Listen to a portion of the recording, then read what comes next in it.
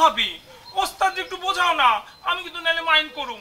ওস্তাদ কিন্তু আমার কোনো কথাই শুনতেছে না, আমি কিন্তু একেবারে কলা কাছে গিয়া ফাঁসি দিয়ে মরে যাবো।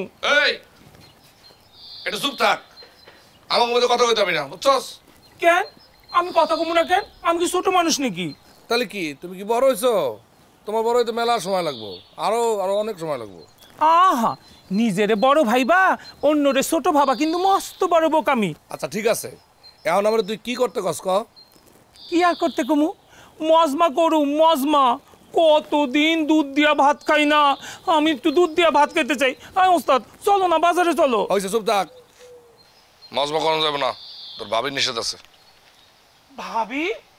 ও ভাবি, তুমি কেমন মানুষ গো, কও না। তুমি কি আম করে না খায় মাইরা ফেলাইবা? এই তুই চুপ কর।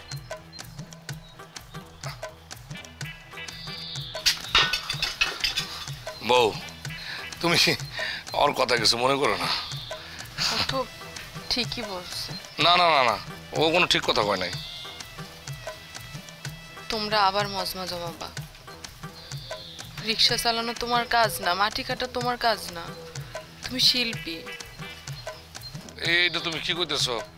আমি যদি আবার মজমায় যাই, তুমি অসুস্থ মানুষ, তোমার কি হবে? তুমি একলা একলা কেমনে থাকবা, কি করবা? না না না, এইসব কাম এখন আর করবো না আমি। ও ভাবি, তুমি একটু ওস্তাদ যে বোঝাও না, আমি নাইলে কিন্তু খুব মাইন্ড করুম।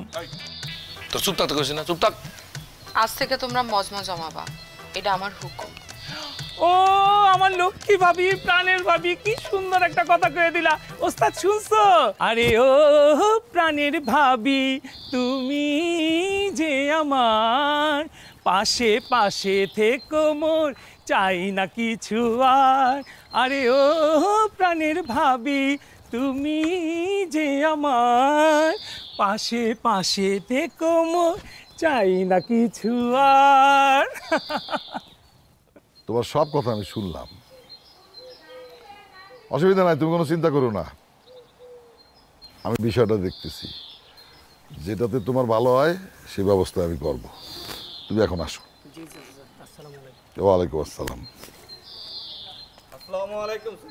ওয়ালাইকুম আসসালাম। কি ব্যাপার মোতাহার? বসো বসো বসো বসো। আছি ভালো, আলহামদুলিল্লাহ। শহর থেকে মেহমান আসছে, এই নিয়ে একটু ব্যস্ত আছি। হ্যাঁ শুনলাম নাতি আর মেয়ে একসাথে আসছে। নাতি আসছে অনেক দিন পর। হ্যাঁ, আইসাই তো বায়না ধরছে মজমা দেখবো, জোকার তার খুব পছন্দ। তাইলে জলিলের বলছেন? বলছি। তা মাতাহার কি মনে করিয়া? চেয়ারম্যান সাহেব, আপনার কাছে আইসি একটা বিচার দেওয়ার ছিল।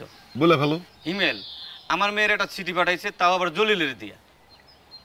মেয়ে বড় হয়েছে, চিঠিপত্র তো আসবোই, বিয়ে দিয়ে ফেলাও, তাহলেই তো হয়ে গেল। কি কম চেয়ারম্যান সাহেব, আমার মেয়ের তো 18 বছরই হয়নি।